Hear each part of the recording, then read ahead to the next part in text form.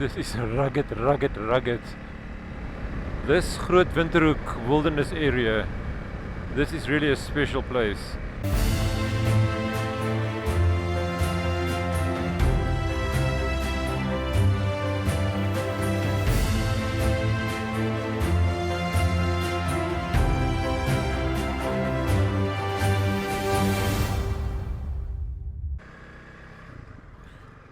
Welcome back to Werner's View, and thanks for joining me on this trip.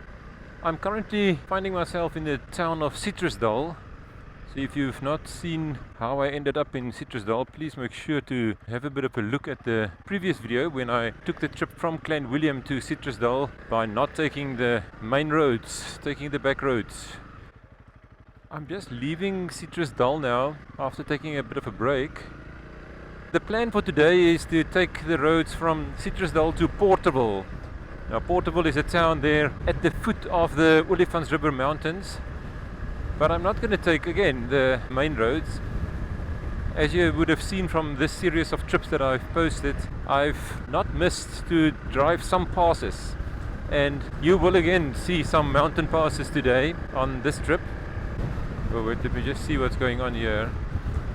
Here we are crossing the Olifants River, which is of course a river that is very prone to flooding, and this bridge or road in front of us has completely flooded away in the winter of 2024. I will now first have to wait out this stop-go. Okay, this was quite a quick stop, so we can go. There is a bit of a detour at least to get through, but when we wanted to pass this way last year during winter, we could not at all. So I will show you in a clip here what this road looked like when that happened. So you can see they are putting real sturdy reinforcements in here to try and contain this problem of this road flooding away almost every winter. That must be a bit of a challenge. But yeah, let's continue on our trip. So as I mentioned, we are going to Porterville as our destination, the town there at the foot of the Olifants River Mountain. But I'm not going to take the main roads. Unfortunately, I have to take the N7 just for a start. But this N7 stretch of road from Citrusdal is quite beautiful, with the Piekenierskloof Pass that you go down into the valley.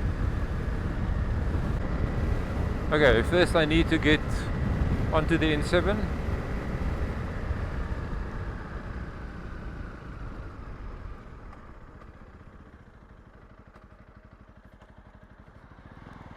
Hopefully it will not be too busy, but it is not far to go. It's only 20 kilometers for the turn off to the Porterville road, so I should be okay.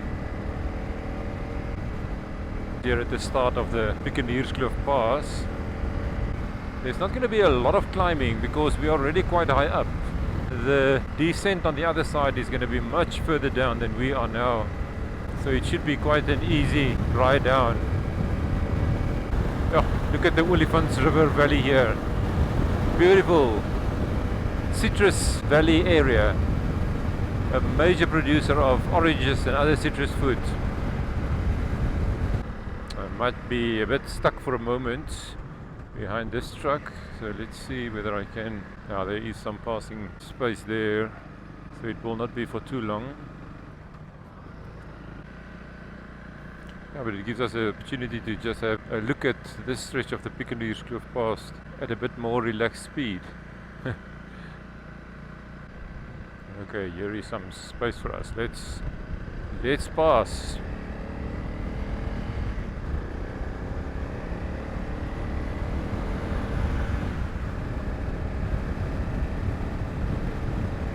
All good. We've now reached the top of the Piekenierskloof Pass, or almost at the top. We are basically there. It's a beautiful day for riding. There's not much wind to speak of, although there is a little bit of a breeze in my face. It is sunshine, it is not hot. Typically this time of the year, today is 2 February, it can be extremely hot in this area. It's not uncommon to see 40 degrees plus, but today it's not even going to hit 30 degrees. So ideal conditions, I would say, for riding. Yeah, okay, now we reach the top of Piekenierskloof Pass, and now it's a bit of freewheeling down most of the way. And there you can already start to see this huge valley being revealed. You can see all the way across to the other side. So there in the distance is the town where the mountain stops. There is the town of Piekenierskloof, probably at least 50 kilometers away from here, and you can see it clearly. And this is of course the start of the Swartland, a major wheat producing area for South Africa. Of course the wheat is harvested in late winter, so this time of the year when it is summer it is quite dry and yellow, but make no mistake, when the wheat fields and also the canola fields are in full bloom towards the month of August, this is one of the most beautiful sights to look over this valley. And there you can see the Olifants River Mountains stretching there in the distance. We will go and explore its foothills and also a little bit what it looks like on top of those mountains. We have now reached the turn off to Porterville from the N7. So let's head back to the mountain.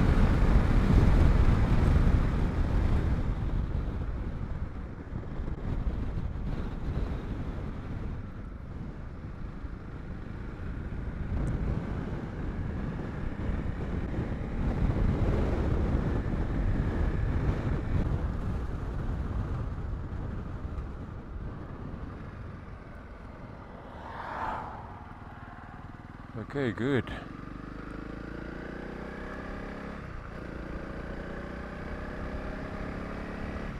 It looks like quite a neat dirt road. But as you can see, it's leading straight to the mountain.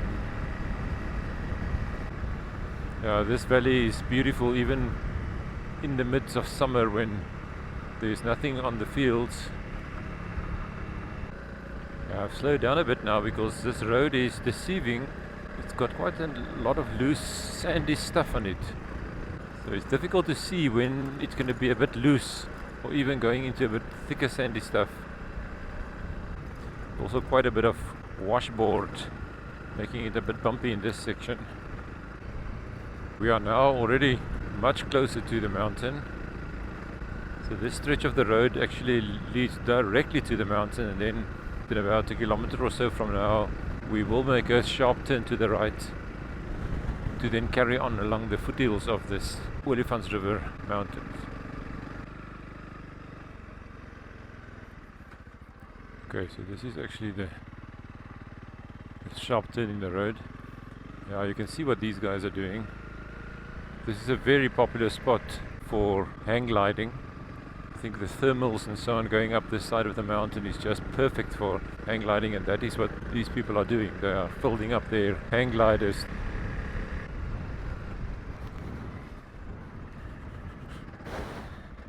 Yeah, no, I'm really struggling with sand. This is not something that is easy for me to ride.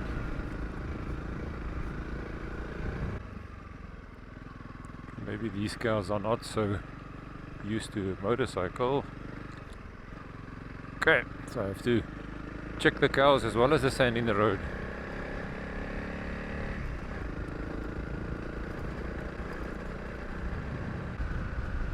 So there in the distance you might be able to see the road snaking up the mountain. That is the Dasklip Pass. We are about 6.5 kilometers still away to make a turn off from this road to the Dasklip Pass. But just look at this expanse. Yeah.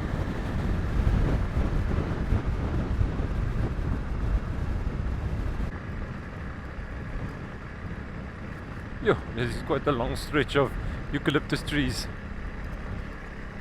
on this extremely bumpy road. Yeah. Okay, let me make the turn.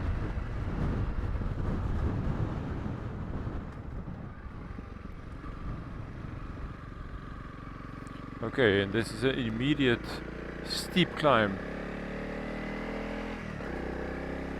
because we are going all the way up. So the Dasklip Pass is a road that was actually built by the farmers themselves on top of this mountain, because behind these mountain peaks it's actually quite flat, and there's lots of farms up there, farming amongst other things with proteas. It's just not a very accessible area. This is an important road to get to the top of this mountain. It makes for a bit easier riding now, seeing that it is tar.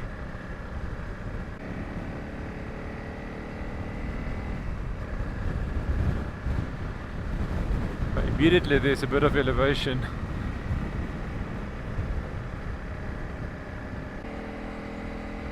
You can see all the way from where we have came.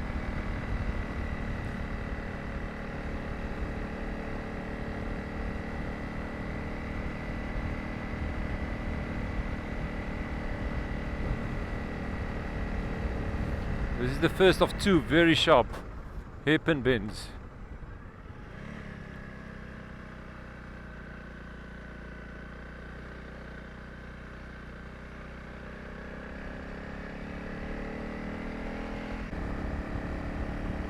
Yo, this is steady climbing. We are going quickly, very high.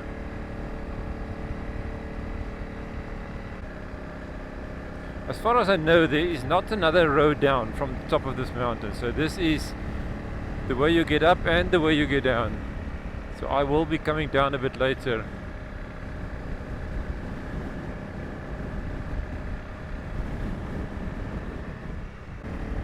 Yo, look at this view.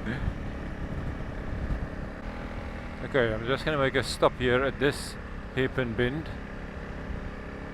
I really need a bit of a leg stretch.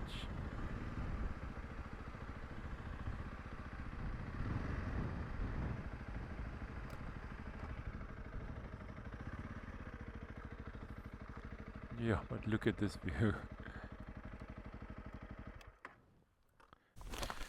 Yeah, so I made a stop here at the hairpin bend in the Dasklip Pass. It's quite high up already. You can see the mountains disappearing there in the distance from where we came. I'm almost at the top now, but I'm just taking a bit of a leg stretch. But yeah, the views from here is just magnificent. You can see all the way to Piekenierskloof there in the distance. It's quite a bit of traffic from the mountain. As I said, this is the road up and down. So, and there's lots of activity, farm activity, and the other interesting thing is some campsites.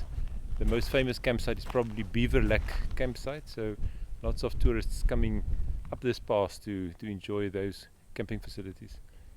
But yeah, I'm just going to take a bit of a stretch, maybe a drink of water, and then we head up the mountain.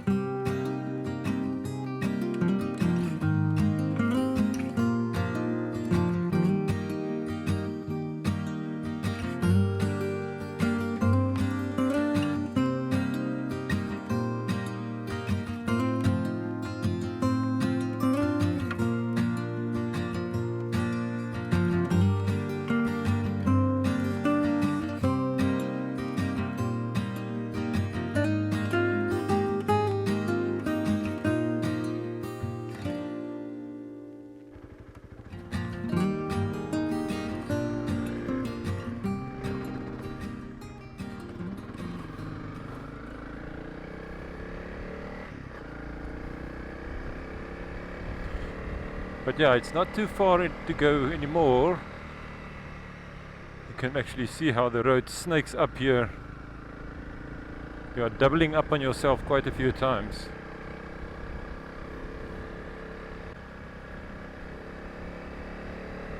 Oh, so you can see here is the launching pad of one of the launching pads of the hang gliders.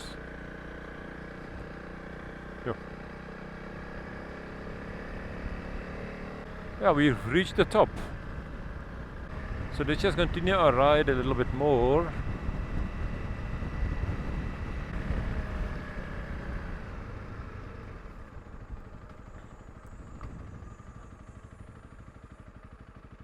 And there is a bit of information about the Dasklip Pass. Built in 1948, altitude 700 meters. It's been in existence quite a long time already. So as you can see, the mountains continue here, but there's some spaces in between where there's lots of farming activity. I'm just continuing along this road a little bit more for the next 12 kilometers or so to go and have a look at the Groot Winterhoek Wilderness area. But yo, it seems like dirt roads in this valley or in this area is bumpy and sandy and full of loose stuff.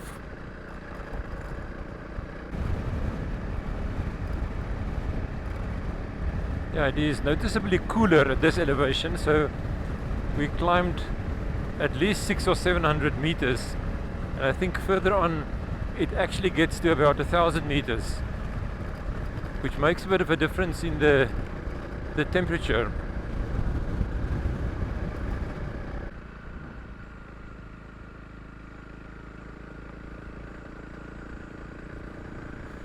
The Groot Winterhoek Wilderness area is to this side, but you can see there's a road leading further into the mountains.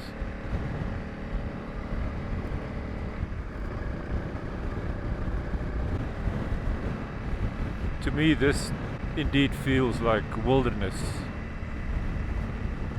So this is not quite Citrusdal anymore, but I suppose it is quite close and quite well related.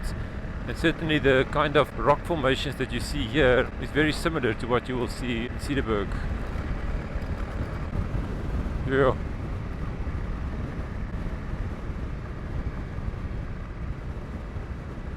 Here there is a whole community.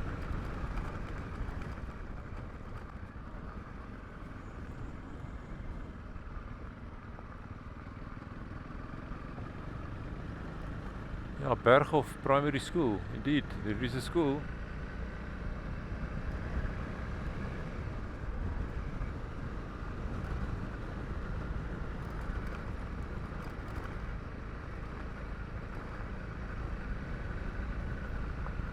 Yeah, we are now climbing quite a bit. You can see even there's some better views over the valley. We are really high up in the Olifants River Mountains now.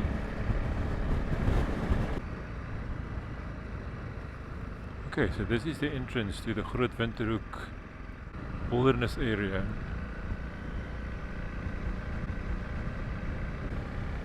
Yo, this is rugged.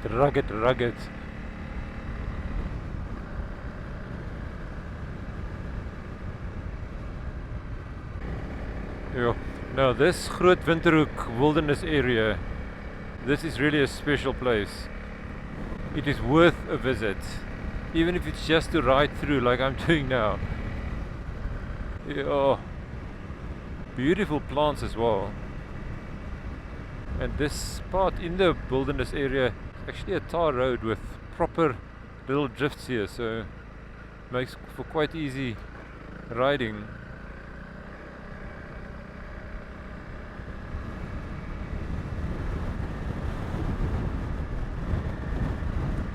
Simply beautiful.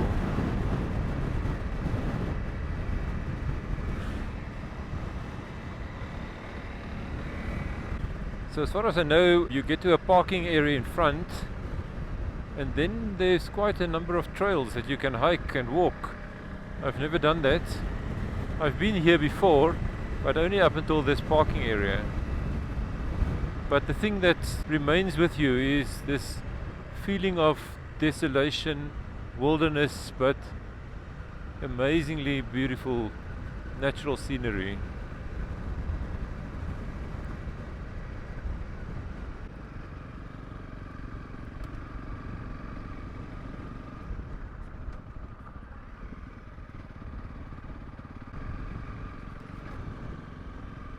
Oh, the reception office is here, quite a spectacular setting.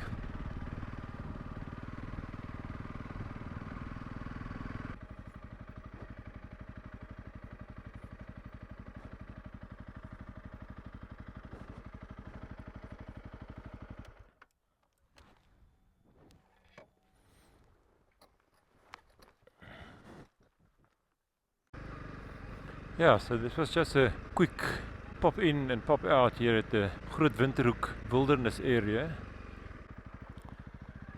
Now I'm gonna head back the way I came, right out of the Groot Winterhoek Wilderness area and then down Dasklip Pass.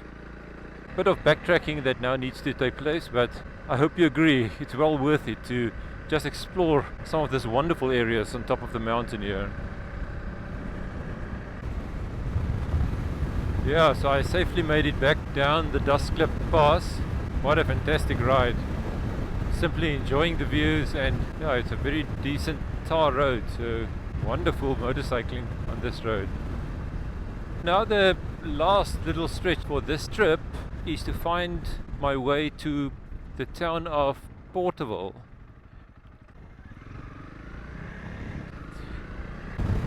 It's about 13 kilometers, then we will be in Porterville.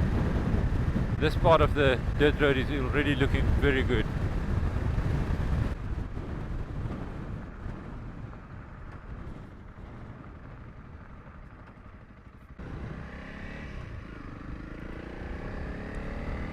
Okay, last little stretch of tar road. Quite a welcoming lane of eucalyptus trees taking us into the town.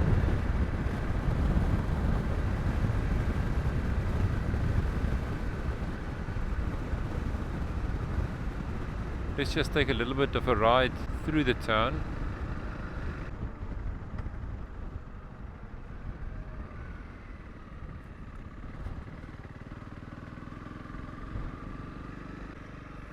It's a very neat little town.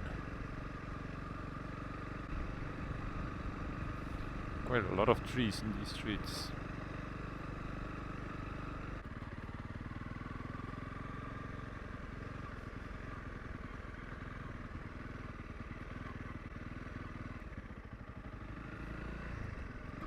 Yeah, very much diagonally laid out.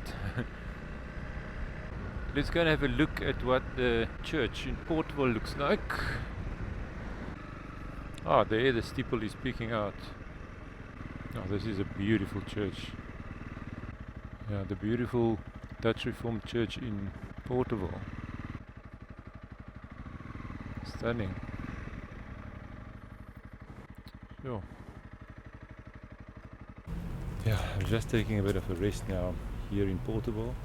It was quite a wonderful trip, riding all the way today from Citrusdal to Porterville. Of course, not taking the route often travelled, maybe more the road less travelled, making a bit of a detour on the dirt roads and going up Dasklip Pass, and of course visiting the Groot Winterhoek Wilderness area. I really hope you enjoyed this trip with me. If you did, please give me a big thumbs up and please subscribe to the channel. And then until the next trip, which will surely come, keep well and all the best. Bye bye.